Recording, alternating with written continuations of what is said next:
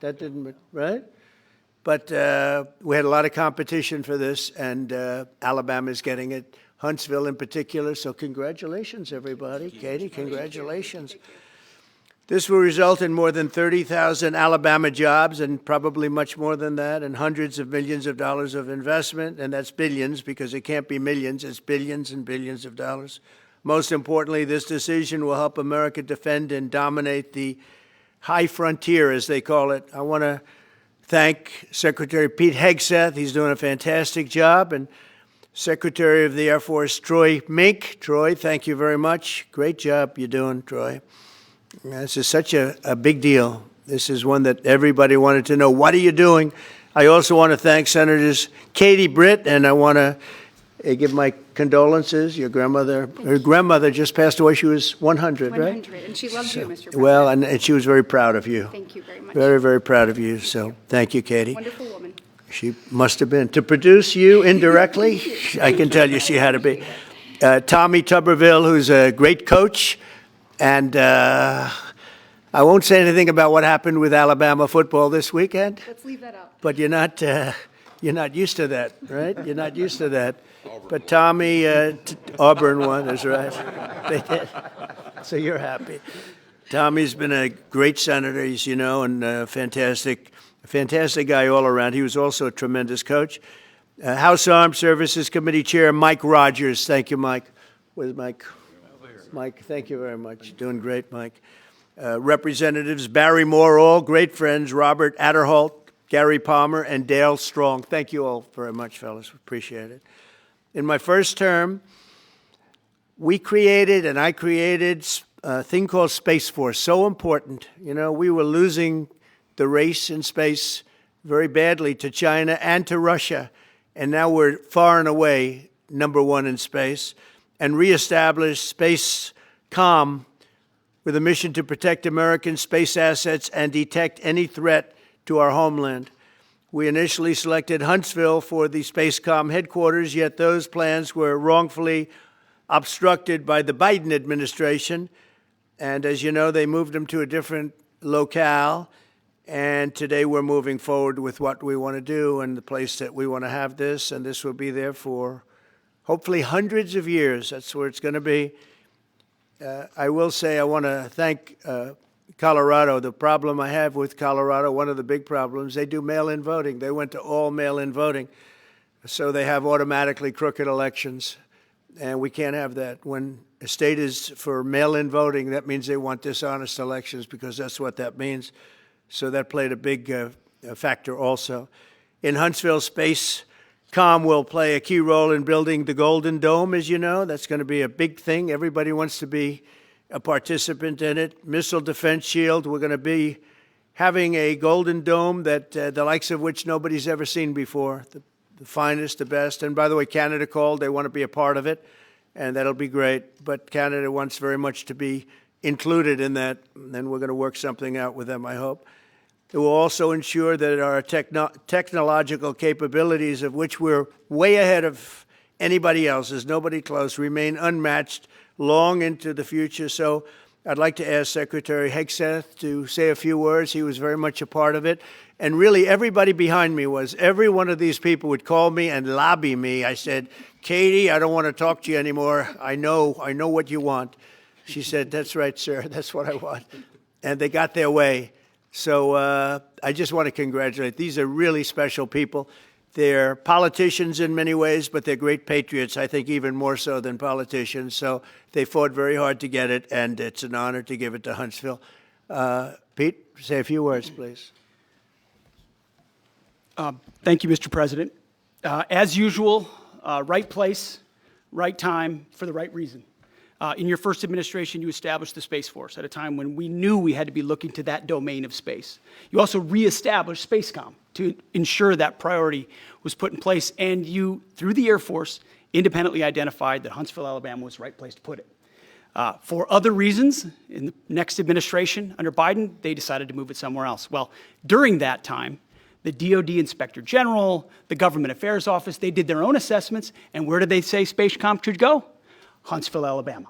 So what you're doing today, Mr. President, is restoring it to precisely where it should be based on what the Space Force, the Air Force, your leadership believes will give us strategic advantage in the future. That is Huntsville, Alabama. We are way ahead in space, but this will ensure we stay leaps and bounds ahead because that's the most important domain. Whoever controls the skies will control the future of warfare. And Mr. President, today you're ensuring that happens. Thank you. Thank you very much. Katie, would you like to say something? Mr. President, we are grateful for your leadership on this and restoring Space Command to its rightful home in Huntsville, Alabama. This delegation has worked together, both chambers, both parties, to make sure that Huntsville was the place that Space Command called home. As was mentioned, obviously the Biden administration chose to make this political. What we want to do is put the safety and security of Americans first. We want to make sure that our warfighter is put first, and we want to make sure that America continues to lead. And today, Mr. President, you've allowed that to happen. Thank you. Thank you very much. Tommy, please. Yeah, thank you. Thank you, Mr. President. This is a great day for our country, not just for our state of Alabama. We need help in our military. We need to catch up. And as Secretary Hudson said, we're not behind in space, but we know where we're at, and we need to expound on that. Now, this move will save the taxpayers $480 million. It's not going to cost more. It's going to cut $480 million. We have the plans intact. It'll be behind a secure wall in Huntsville, Alabama, at Redstone Arsenal. We have 40,000 people there. We have the FBI there. We have missile defense there. We have NASA, Blue Origin, and SpaceX. It is the perfect place for Space Command. I would tell you today, and I've spoke with the President for the last 3 or 4 years about this, if I thought it needed to go somewhere else because I understand the security of our country, I'd be for that. But the best place for Space Command is Huntsville, Alabama, because what we have and what it means to this country is going to be so important. So thank you, Mr. President, for this, and we look forward to building a huge Space Command and having the Donald J. Trump Space Command Center in Huntsville, Alabama. Absolutely. JD, would you like to say something? Sure. Well, Mr. President, thank you. I'll be very brief here. I lobbied the president hard to put it in Ohio, but he said these people behind us, these Alabamas, are just too powerful and too persuasive. And so it's in Alabama, but as Tommy said, this is exactly the right place for Space Force and Space Command.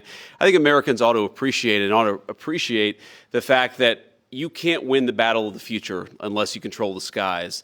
The cyber security, the communications, the entire infrastructure of the battle in the 21st century will be in space. So it was a visionary move in the first administration for the president to set up Space Force, and I think an equally visionary move to make sure that Space Force is right where it should be in Huntsville, Alabama. Thank you, sir. Thank you very much.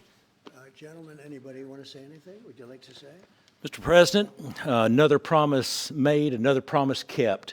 You think about it, Redstone Arsenal is critical to national security. The president said when you were the 45th president, let's do what's right for national security. And today, that's exactly what we're doing. It's not because of this or that. It's because it's right for national security. You think of the 21 categories that were evaluated to determine what was best for national security. All indicators pointed back to Huntsville, Alabama, and Redstone Arsenal. We have the right people at the right place at the right time. Mr. President, on behalf of the people of the 5th Congressional District and all of Alabama, thank you for keeping your word. Thank you. Absolutely. Thank you very much. Anybody? Let me just say, Mr. President, I want to say thank you. And thank you for doing this because it was the right thing to do. When they looked at all the numbers, Huntsville was the place to go, and like you say, it was unfortunately pulled out, but you made it right. So I want to just say thank you again for a grateful nation, and to the state of Alabama, we're very grateful. Thank you, and God bless. Thank you very much. Thank you. Thank you very much. Please, go ahead. Thank you, Mr. President. Throughout history, militaries has always understood that whoever could hold the high ground held the advantage. Space is the ultimate high ground. And what we're doing with moving the Space Command to Huntsville is absolutely critical to our maintaining dominance in that sphere. And it goes hand in hand with what we're trying to do with the Golden Dome and missile defense to defend against anyone else who tries to enter that sphere. So thank you, Mr. President. Thank you very much. Please, go ahead.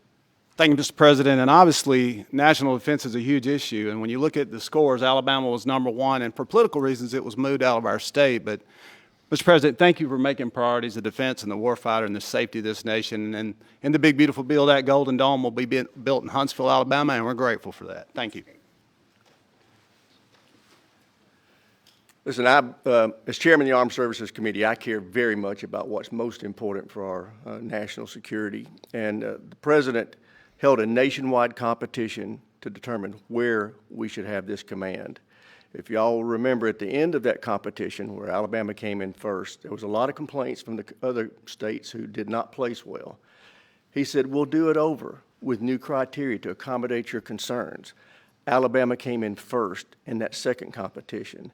His Secretary of the Air Force reviewed the results, said it was fair, and the President named Huntsville. It was the Biden administration that decided to make it political, even though his own Secretary of the Air Force said it was a fair competition and it should be in Huntsville. So I want you to know I appreciate this President standing up and being strong and saying he's going to make this right and put it where it rightfully belongs, and that's Huntsville, Alabama. Thank you very much. Good job. So thank you all very much. You are going to leave me alone now? You're not going to call me anymore and talk about this subject, right? You promise? They'll start something else. But I just want to congratulate you. It's a very big deal. When you come out and when you leave the room, you'll see that we just, over the last few minutes, literally shot out a boat, a drug-carrying boat, a lot of drugs in that boat. And you'll be seeing that and you'll be reading about that. It just happened moments ago, and our great general, head of the Joint Chiefs of Staff, who's been so incredible, including what took place in Iran, knocking out potential nuclear power for a long time to come. I think within a month they would have had it if we didn't do what we did. But he gave us a little bit of a briefing, and you'll see. And there's more where that came from. We have a lot of drugs pouring into our country, coming in for a long time. And we just, these came out of Venezuela and coming out very heavily from Venezuela. A lot of things are coming out of Venezuela. So we took it out, and you'll get to see that after this meeting is over. Do you have any questions, please? Yeah, please. Thank you, Mr. President. Senator Tuberville talked about the cost savings Yeah. associated with this announcement. Can you talk about the strategic benefits by having Space Force Command headquartered in Huntsville? Well, it just works because we have so much else there. And having a central, you could call it a central command, but it really is a command station. Also, even locationally, where it is, and when you think about flying distances, if you can save a half an hour as fast as some of these planes go and things go, and even the rockets go, if you can save by having the best location. So we went out, as you know, to experts, and we had 4 different groups. I also loved it from the standpoint, I know the people of Alabama, they are great people, work hard, and there's no games, and they're very proud of it. And I would say they fought harder for it than anybody else also. A lot of states, 5 states really wanted it, but they wanted it more. And I kid you not when I say that these people, they spoke to me a lot. That's all they wanted to talk about. They didn't want to talk about the weather. They only wanted to talk about moving to this location, moving to Alabama, Huntsville in particular. So we're honored to do it. They really wanted it badly, and they got it. Peter? President Trump, something completely different, but about a big viral social media trend over the weekend. How did you find out over the weekend that you were dead? You see that? No. People didn't see you for a couple days. 1.3 million user engagements as of Saturday morning about your demise. Really? I didn't see that. You know, I have heard, it's sort of crazy, but last week I did numerous news conferences, all successful. They went very well, like this is going very well. And then I didn't do any for 2 days, and they said, there must be something wrong with him. Biden wouldn't do them for months. You wouldn't see him. And nobody ever said there was ever anything wrong with him, and we know he wasn't in the greatest of shape. No, I heard that. I get reports. Now, you knew I did an interview that lasted for about an hour and a half with somebody, and everybody saw that was on one of your competitors. I did numerous shows and also did a number of truths, long truths, I think pretty poignant truths. No, I was very active over the weekend. They also knew I went out to visit some people at the club that I own, pretty nearby on the Potomac River. And no, I've been very active actually over the weekend. I didn't hear that one. That's pretty serious stuff. I'm glad it's Well, it's fake news. You know, it's just it's so fake. That's why the media has so little credibility. I knew they were saying, like, is he okay? How's he feeling? What's wrong? I said, I just left. And it's also sort of a longer weekend, you know, it's Labor Day weekend. So I would say a lot of people know I was very active this Labor Day. I had heard that, but I didn't hear it to that extent. Go ahead, Peter. something else. We know that this country has a huge problem with school shootings. You have said that you're open to sending the National Guard pretty much anywhere. Would you ever consider sending an armed National Guardsman to every school?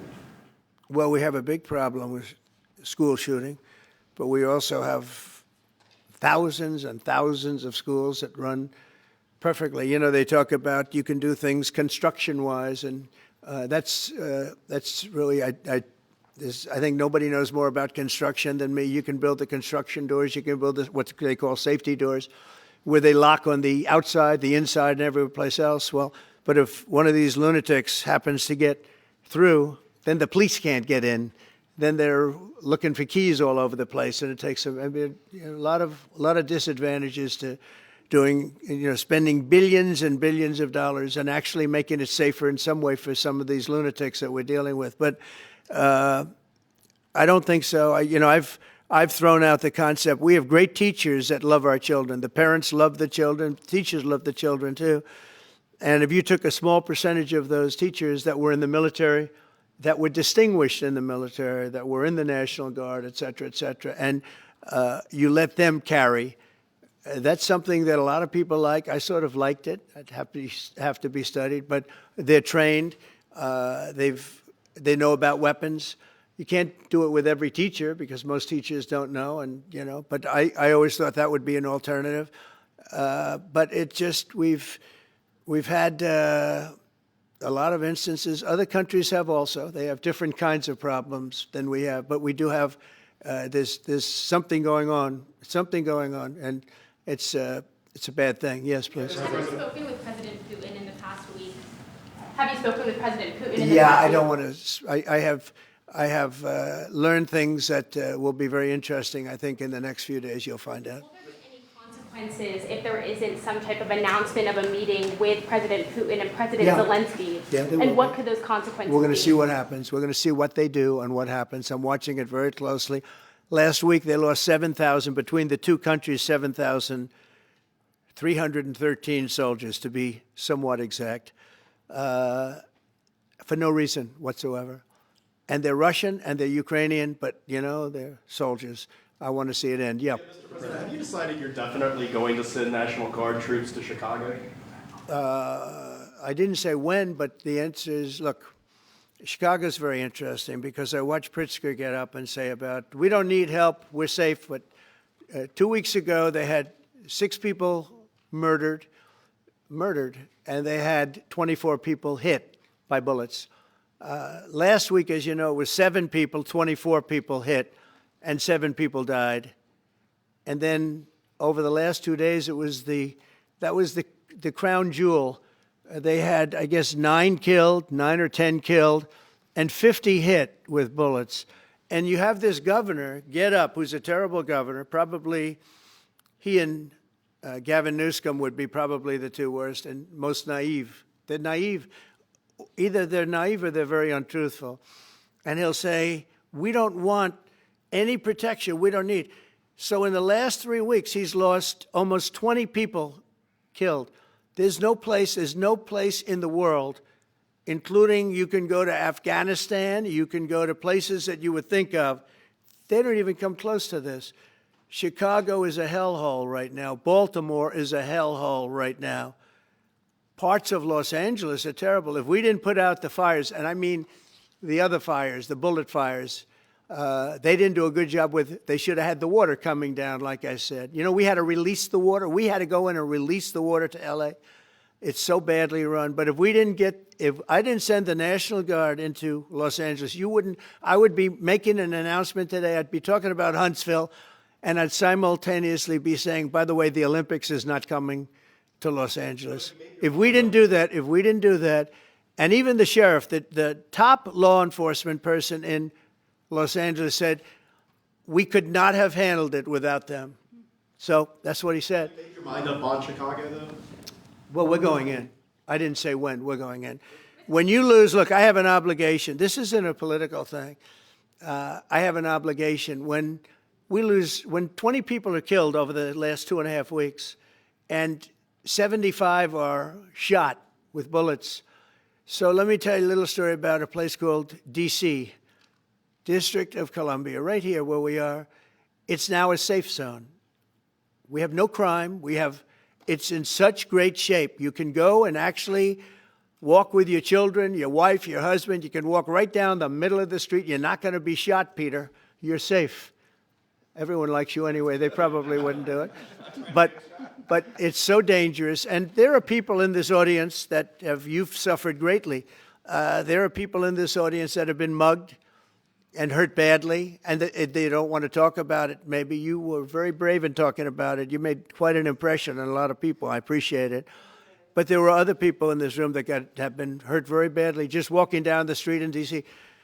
Washington, D.C. is a safe zone right now. It's a safe city. The restaurants are open. They're booming. You can't get a restaurant. New restaurants are announcing that they're going to be open. This took place in 12 days. Now it's 15 days, but 3 days ago it became what's known as a safe zone. It's a safe city. And this city was really bad, really, really bad. We took 1,600 people out, hardcore criminals that will not be coming back anytime soon. And we're very proud of it.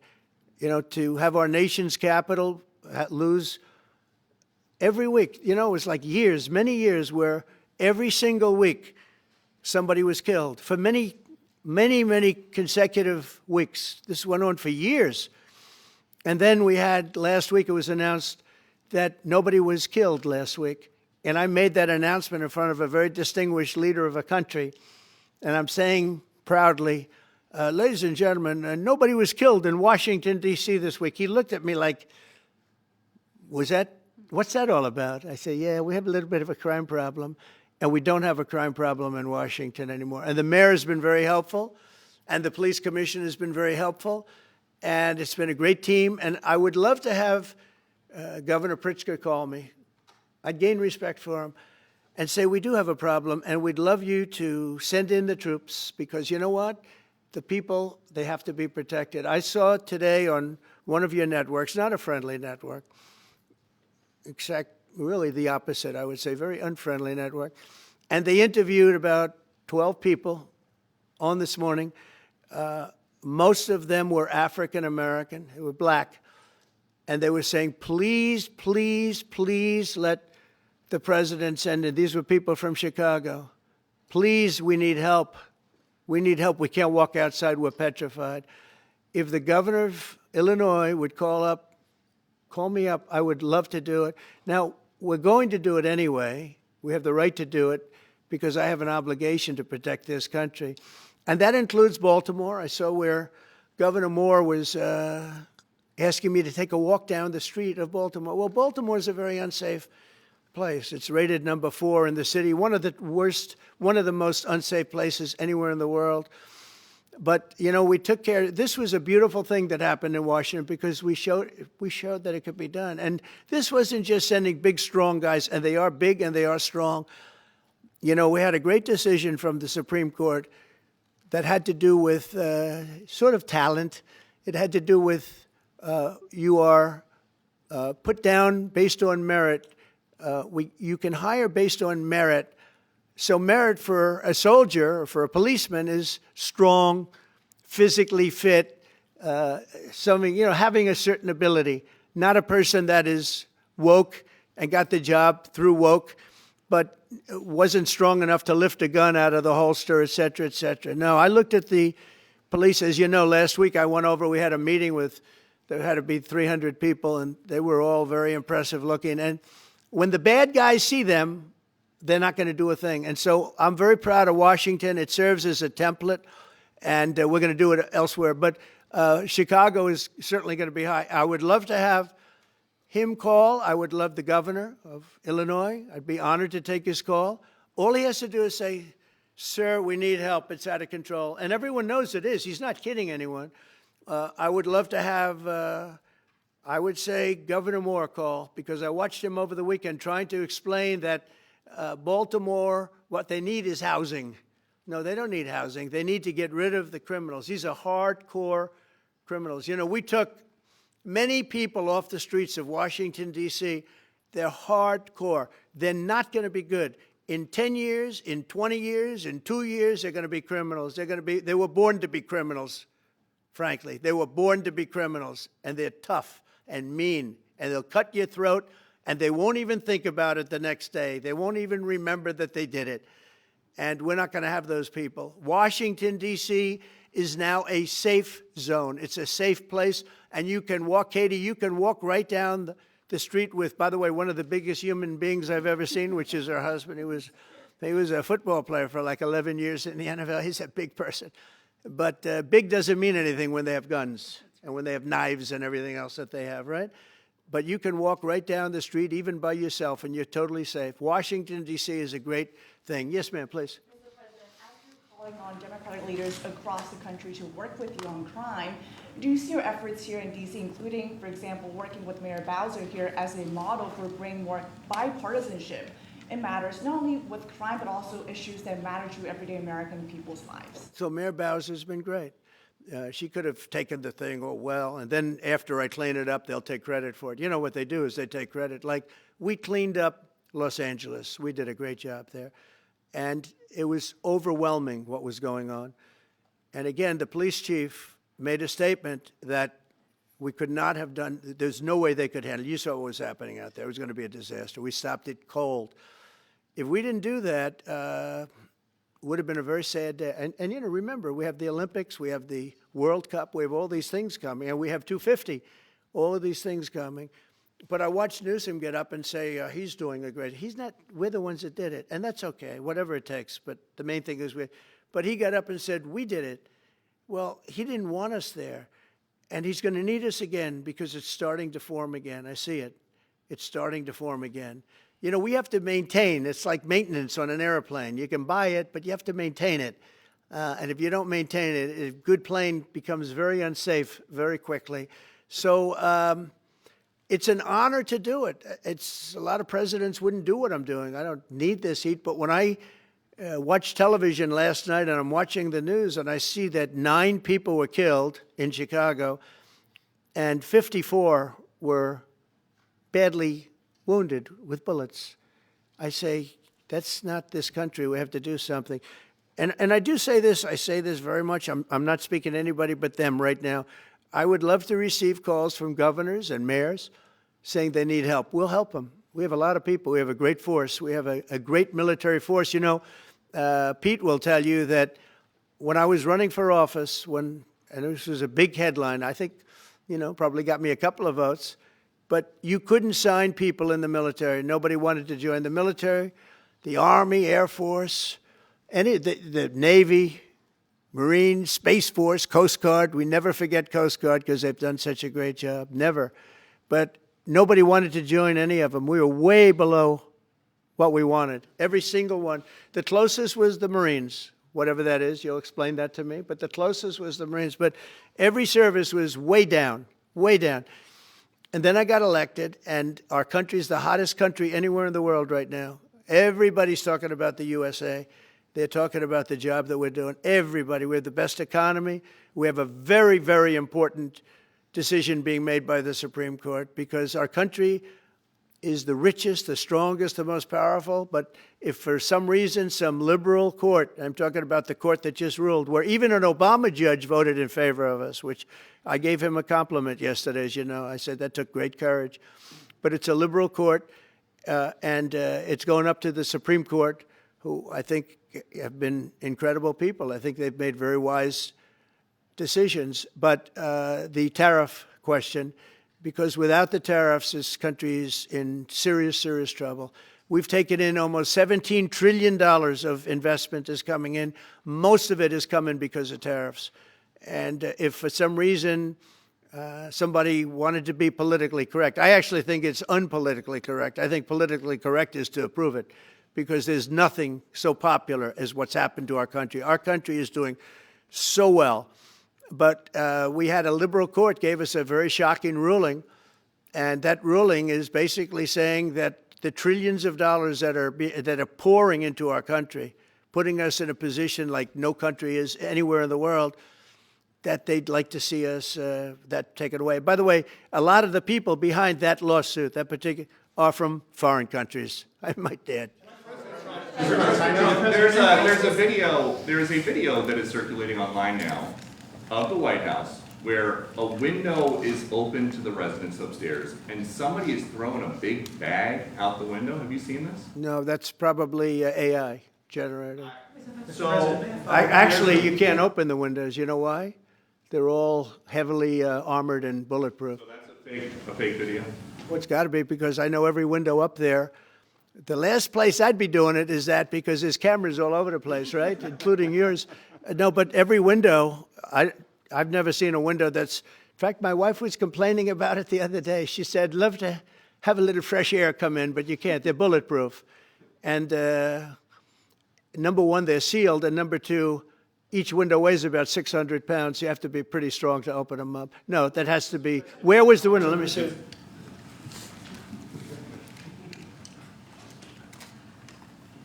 Maybe from the renovations? Which is the window? It looks like this is on the 15th Street side, I think. Yeah. So right here. Yeah, those windows are sealed. Those windows are they're all sealed. You can't open them. What you were saying regarding the federal. It's the kind of thing they do. And one of the problems we have with AI, it's both good and bad. If something happens really bad, just blame AI. But also they create things, you know, it works both ways.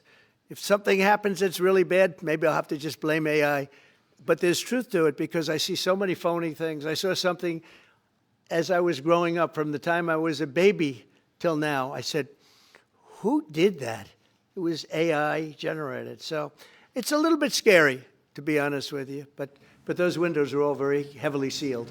Thank you, Mr. President. I want to follow up with what you were saying regarding that federal appellate court that ruled against you and your administration as it relates to your ability. Well, they ruled against our country, the court, and they ruled against us before. It's a very liberal court. You called it highly partisan in your Well, social it certainly media is. posts. It certainly and is. in fact, it was along ideological lines, 7-4. Well, except that we actually got one of the Obama judges that was appointed by President Obama voted in favor of the tariffs, because he felt it was imperative for our country to thrive and survive even. And I gave him credit. I said, you know what? That took a lot of courage for him to do it, because you don't see that often. So my question is, I suspect you're going to appeal that all the way to the Supreme Court. Well, we already have, yeah. In fact, we're doing something else. We're going to be going to the Supreme Court, we think, tomorrow, because we need an early decision. I mean, look, the financial fabric of our country, we're a rich, incredible country right now. And we're able to, you know, other countries use tariffs on us for years, and we never did. I did a lot during my first term, but then we had COVID and we had to focus on other things. You couldn't be tariffing Italy, Spain, France, as they were dying by the thousands and millions. But we did with China, and China paid us billions and billions of dollars. And I started the process, but then I had to end it a little bit because of COVID. We focused on that. But no, it's a very important decision, and frankly, if they make the wrong decision, it would be a devastation for our country. We've taken in trillions of dollars, and by the way, all these countries signed agreements. As an example, they're all happy, everybody's happy, but some whack job put in a lawsuit. It went before a very liberal court, and the liberal court ruled, it was 11, they ruled 7-4. With one of the most liberal of them all voting in our favor, because they're patriots. I think I give tremendous credit to that judge. And now it's going to the Supreme Court. Now we're going to be asking for early admittance. We're going tomorrow, and we're going to ask for an expedited ruling, because you know, when you look at the stock market's down today, the stock market's down because of that. Because the stock market needs the tariffs. They want the tariffs. if you look at AI, all of those, all of that money that's going to be invested, trillions and trillions of dollars, the biggest thing, bigger than the internet, I suspect. It's the internet plus 3 or 4 other things combined. We are leading very substantially with AI. We're leading because of tariffs. We're leading because of talent, and this is where they'd like to be. But without the tariffs, we wouldn't have a chance because we wouldn't be able to protect those investments of the companies coming in. So if you took away tariffs, we could end up being a third world country. That's how big the ruling. So we're asking for an expedited ruling. As a backstop to that, President, you have a Republican-controlled Congress. You control the House. You control the Senate. Yeah, but we don't have 60 votes. We don't have 60 votes. You don't I'd love think to you do could get that. enough Oh, votes? if we had 60 senators, if we got the 60 votes, we would get them. But we need 60 votes, and we need, a certain number in the House. I think we'd get, I don't know, we have about 5 of them here. Would everybody agree with me on tariffs? Without tariffs, we're a different country. We have taken in so much money. And here's the thing. We signed a deal with Japan. They're paying us hundreds of billions of dollars. We signed a deal with South Korea. We signed a deal with the European Union. We signed a deal with Europe. And those countries are paying us $950 billion. And they're happy about it. They're okay. As one of them said, it's amazing that we got away with it so long. One of my friends, a leader of one of the countries, and they're fine with it. They all signed. If that ruling ever went against us, I guess we'd have to give back hundreds of billions. We would have to give trillions and trillions of dollars back to countries that have been ripping us off for the last 35 years. And I can't imagine it happening. On a legal basis, they have no legal basis whatsoever. But on a common sense basis, it would destroy America. Okay. We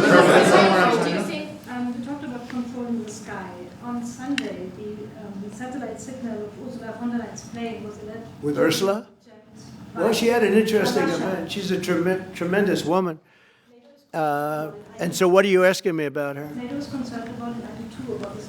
True, NATO is concerned about it. Well, nobody knows where it came from, but they did take away her ability to use a phone. Sometimes that's a good thing. Sometimes that could happen to me. I'd be very happy. Mr. President, reducing the tariffs on India from 50%. What does that mean? Are you considering taking away some of the tariffs that you've imposed on India?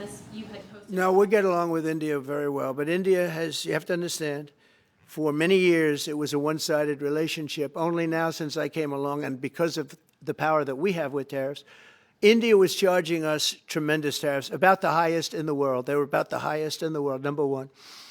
And we, therefore, weren't doing much business with India, but they were doing business with us because we weren't charging them. Foolishly, we weren't charging them.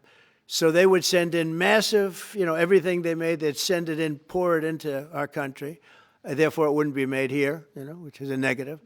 But we would not send in anything because they were charging us 100% tariffs. And, I'll give you an example, Harley-Davidson. Harley-Davidson couldn't sell into India. There was a 200% tariff on a motorcycle. So what happens? Harley-Davidson went to India and built a motorcycle plant.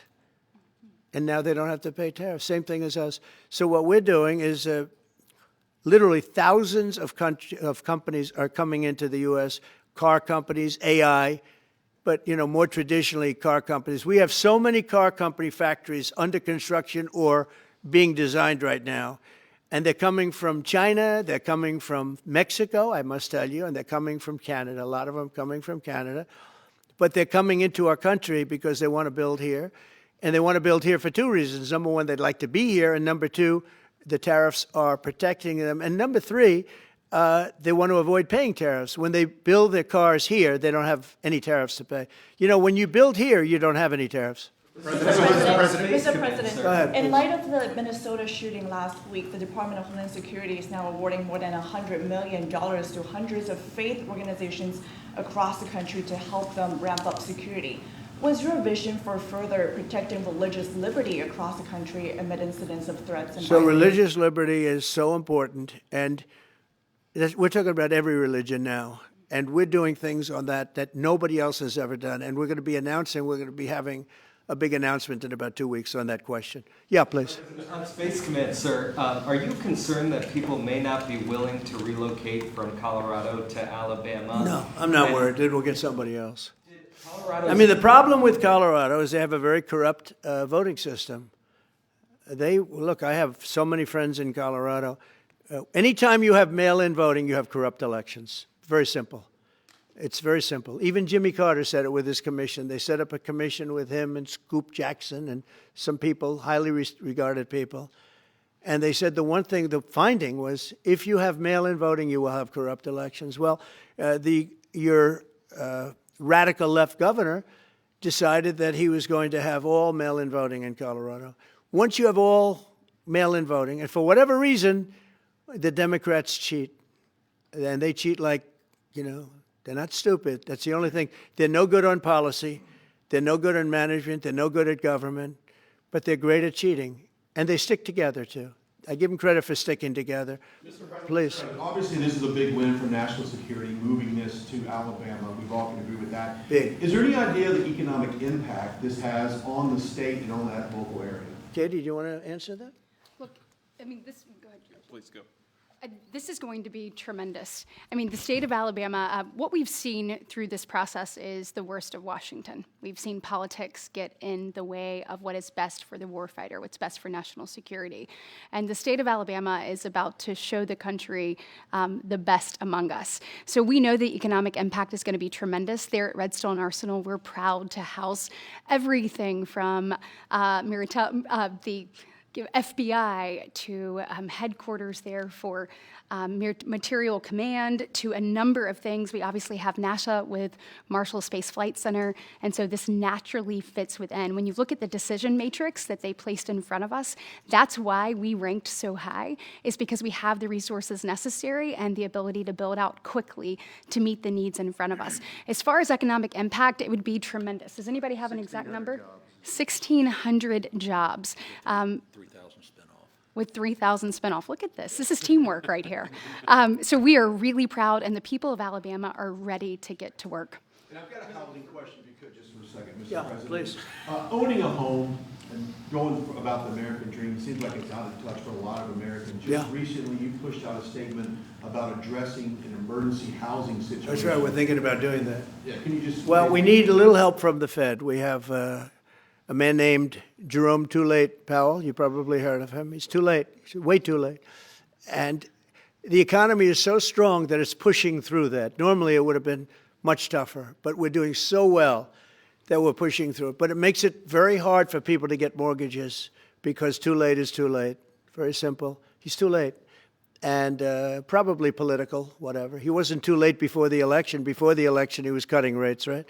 Because he was hoping that, I guess, Biden would get in or that Kamala would. He was a big Biden guy. Explain that one. And then he was a Kamala person. But he was hoping, I guess, she'd win, I guess. I don't know. It didn't work out too well. But, yeah, we need a very serious cut. You know, I think that if you look back many decades ago, the United States was always the lowest, even if they were doing badly. The United States was, because without the United States, everything in the world would die. It's true. It's so powerful. It's so big. And I made it really big in the first 4 years. Then it started to degenerate with what this Biden administration did. But we built it up to a level that I never thought we could be at this quickly. We're the hottest, we're the best financially. The money coming in is so big because of tariffs and other things, but because of tariffs. Tariff gets us even those other things. Plus, it gets us great negotiating. I settled 7 wars, and numerous of those wars were because of trade. And numerous of the trade deals that I made were because of tariffs. It gives you a great negotiating ability. If that ability were taken away from us by a liberal court acting on essentially foreign nations, asking to get help from the United States government, when they've been doing this to us for 40 years, that's why we have $38 trillion in debt. We won't have it for long if they let us, if they allow us to do what everybody knows we should be able to do. Yeah, please. Mr. President, another Biden-era action that you're now reversing is that you signed a deal last week to make federal buildings adopt and embrace classical architecture styles again. Can you talk to us about why you do that, and also what's your vision? Well, we want to see beautiful buildings.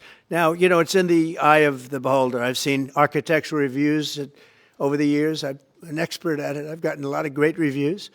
But I've seen buildings that I didn't think were very good get great reviews, and I've seen great buildings get bad reviews. So, but it's just a standard. We want to have a good standard. We're building something here. You know, for 150 years, they wanted a ballroom at the White House. We're doing something at the highest level, using great architects and all. And, you know, it's very exciting. But we have a lot of interesting things happening architecturally in D.C. And D.C. is like a different place. And, you know, even the contractor said, sir, we walked down today, we feel like much safer. It's like a different place. Washington, D.C. is great. Now, we're going to also beautify it. We're going to put a topping on the roads. We're not going to rip them apart and take 4 years to build a road that was exactly the same by the time you build it. But we're going to put toppings. We're going to put new medians in. We're going to get the graffiti off. We're going to put tiles up in the tunnels where the tiles are missing. We'll do the whole tunnel instead of, you know, a little area where you see new tiles, old tiles that never look too good. But they could use it. You know, they've been up for 50 years. They've served their duty.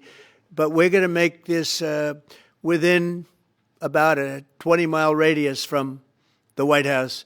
We're going to have this place spick and span. It's going to be crime-free, and it's going to be spick and span. It's going to be, you'll be proud of Washington again. Go ahead, please. Sir, China's having a massive military parade that President Putin and Kim Jong-un will be attending. Do you interpret that as a challenge to this? And are you concerned at all about those countries trying to be some sort of counterweight? Not at all. China needs us, and I have a very good relationship with President Xi, as you know, but China needs us much more than we need them. No, I don't see that at all, no. One more. And I had actually a very good meeting with President Putin a couple of weeks ago. We'll see if anything comes out of it. If it doesn't, we'll take a different stance. One March today in California ruled that your deployment of National Guard troops to Los Angeles was illegal. Do you have any response? Well, it was a radical left judge. But very importantly, what did you not tell me in that question or statement that you made? Pretty much of a statement, I think. Well, I was asking for the response. No, you didn't say what the judge said, though. The judge said, but you can leave the 300 people that you already have in place. They can continue to be in place. That's all we need. But why didn't you put that as part of your statement? Because the same judge ruled exactly as you said, except the judge said that you could leave the 300 people that you already have in place. They can stay, they can remain, they can do what they have to do. Thank you very much, everybody. We appreciate it. Thank you. Thank you. Thank you very much. Thank you, guys. Thanks, press. Thank you. Thank you. Let's head out. Let's go, guys. Thank you. Thanks, press. Thanks, guys. Let's go. Let's go. Keep going. Thanks, guys. Thank you, press.